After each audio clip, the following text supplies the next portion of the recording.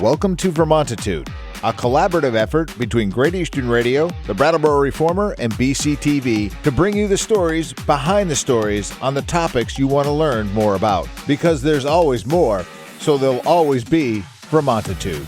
Hosted by me, Peter Fish Case.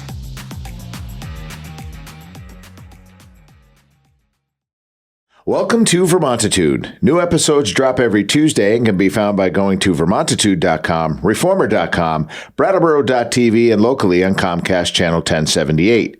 We come to you from our studios at the Innovation Box on Landmark Hill. I'm Peter Fish Case, and each week I cover the topics that are of concern to Windham County and the towns that reside within its borders. Joining us today from the Windham County Humane Society, Maya Richmond and Violet Zarriello, and we're talking wags to riches. Yes, we are. Hi, guys. Hi. Hello. How are you? Doing well. How are you? Good. All right. Let's start the low-hanging fruit questions. When is this year's Wags to Riches? Go ahead. Sure. Wags to Riches is on April 26th, so not this coming weekend, but the one after that. Okay. And it is from 6 to 9 p.m. at the Retreat Farm Barn. Okay. New location. Yes. Just as note, and that location is a beautiful location. We're really excited. Yeah. All right. So tell us some of the things that we can expect. Great. So it's going to be an action-packed night. We have hundreds of items. We have silent auctions, live auctions, a fund a need. This year it's for surgery supplies, and other opportunities galore to support the Windham County Humane Society. All right. Maya, explain Violet a little bit. She's sort of new, right? I don't know if I can explain Violet. Yeah. No, all seriousness, yes, absolutely. You know, as we're expanded services and are doing much more now that we have the new building and construction done, we have to fundraise more and get out in the community because we are community supported. And so we were fortunate to hire an event and business relations manager now. And Violet's been out in the community meeting people, and she's selecting, getting donations for WAGs, sponsorships, and actually helping with all the marketing. Okay, great. Let's talk about, if we can, for a moment, let's talk about the mission of the Windham County Humane Society. Gorgeous new facility, but that means some expanded services. What are we doing down there? Oh, it's been wonderful. So we have built another section for public community veterinary care. Mm-hmm. And in that section, we offer spay, neuter, and vaccine services and basic wellness for pets owned by community members.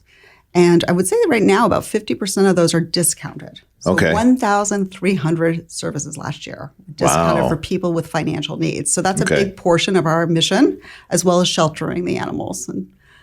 Okay. Yeah. All right. And that's all going on at the new location. Oh, yeah. 916 West River Road. All right. All right. Let's, obviously, these Wags to Riches and events like this don't really happen without sponsors. So here's your opportunity to plug. Let's see how she does, Maya. I wasn't ready for this yet. So we, as Peter says, could not do anything that we do without the generosity of local business owners. And we had a lot of generosity this year, as always. That's so nice. Our event sponsors, just wanted to shout out. Yeah. We've got Betsy Wadsworth at Sotheby's Four Seasons International Realty, Twice Upon a Time, Persephone Home Decor, Purple Sarah Day Spa, The Commons, Brattleboro Area Realty, and Members First Credit Union. Nice. All right. Those are good community partners. Absolutely. Right there. All right. So give us a rundown. Like, what are we expecting that night?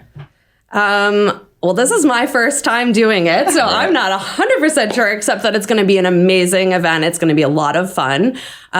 We have just a few tickets left, so clearly there is interest from the community in attending.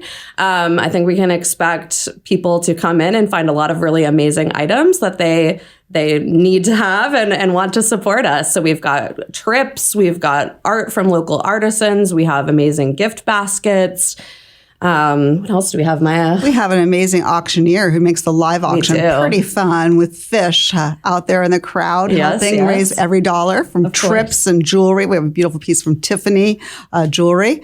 And I would like to just transition and say that every dollar raised, which we hope to do $50,000 this year, goes to the mission. So I know Just to take a little detour on it, but for example, I have a dog named Odin right now at the shelter, and he's about 4 years old. He's a big, white, 71-pound dog.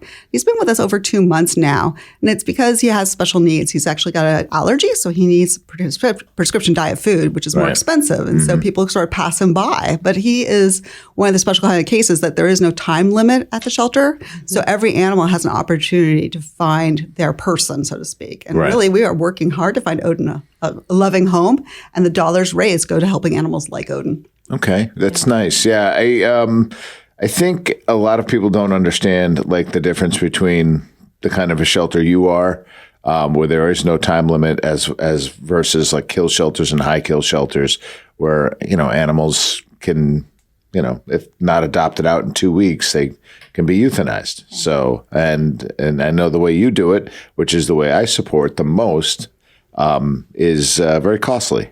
It is. I think when you start to shift over to prevention, like preventing animals from coming in, whether it's through spay and neuter or access to pet food at the pet food pantry, low-cost veterinary care, the costs go up. And then on top of that, we help people really, keep their pets in their home through advice and other services. And then the animals that do come in, either through cruelty and neglect cases, owners that are really stressed out and at their financial limits or something's happening in their lives, they tend to need more medical care. And that becomes a little more costly to provide that care to get them ready for their next home. Right. One of the things that I always like to sort of highlight every time we get a chance to sit down and chat is the cases where the state police, local police department, they'll seize 10 dogs from a home, and then they can only be really kind of brought to one place, and that place is your place. And everybody's like, thank God they landed in a soft spot. But that really does put a financial burden on the Windham County Humane Society, or any humane society that takes these animals in. Can you speak a little bit to that? I think anytime you see a large influx of animals from a neglect case, we have a smaller shelter even with the expansion. So we have to figure out where we're going to house the animals, how long we're going to house them, what's going to happen to the animals that were already going to come in from owners that had needs. And it does. I mean, our average cost of care right now is about $3,000 for services. So if you add 20 animals at one time, just imagine it's almost doubling the daily capacity right away. Yeah. And that's a lot for our little shelter. And I will give credit to all the officers right now. We work really hard together to make sure that we're trying to help people solve solutions before it gets to that point. But last September, there were 3 cruelty cases, all within 10 days. Yeah, I remember. And that was a lot of animals for us. And the community steps up, though, I have to say. Awareness and support through volunteers and donations. It does make it a little bit better, but we have to find solutions and give those animals care every day that they're there. Right. Well, and that's what makes an event like WAGS super important. But it's not the only event you guys do. That is true. What else do you have on your docket for the year? Absolutely.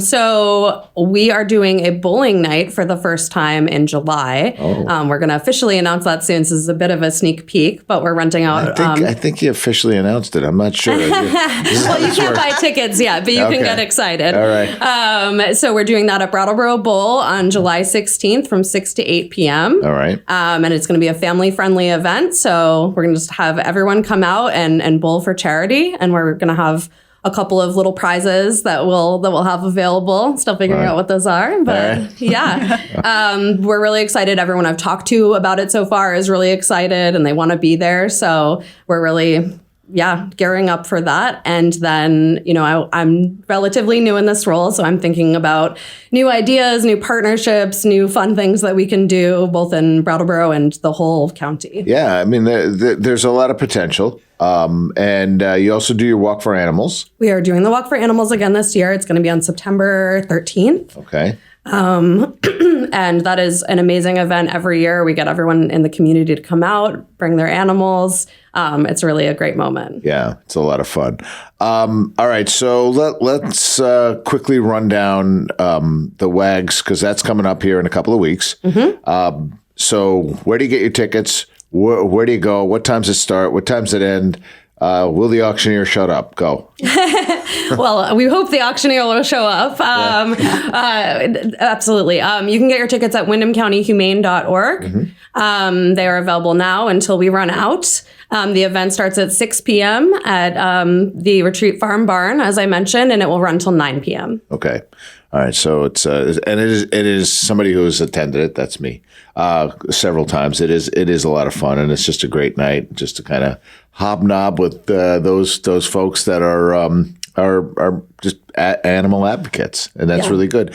Have we missed anything here? Is there like some? I know that we've talked about the mission a little bit. We've talked about those, 3 integral kind of fundraisers. Is there anything we're missing? I would say just stay tuned and expect a lot from us this year. Okay. Because there is a lot to do. There is a lot to share with folks and a lot of people to get involved. And let me just say that one of the most exciting parts of my job is talking with people who also share a passion for animals and keeping them safe in our community. And it's really just so much fun to talk about. Cool. All right. Well, I'll just simply say it's kitten season, I have to think about those kittens too. We have our dogs. Season. Yeah, kitten season. It's a real season, Fish. Yeah, is it? They come out of the woodwork. They rain out of the skies. Wow. I was really thinking we were remiss for not bringing the kitten with us. We have to. No one would listen to us, though. They would just look at the kitten. So we are doing a lot more spay-neuter right now to help with the outdoor cat population and to continue to help with that. So, just continue to support us in all different ways. All right. Like I mentioned, cats and dogs equally. Yes. Okay. Well, yeah. I mean, cat people, they're dog people. Some people have both. That's the way it works out. Yeah. All right. Well, guys, thanks for jumping on and letting us know what's going on at the Wyndham County Humane Society. Violet, welcome. Thank you. All right. Maya, thank you. Continued support as always. All right. Thank you so much for having us. It's been a pleasure. Thanks for coming on.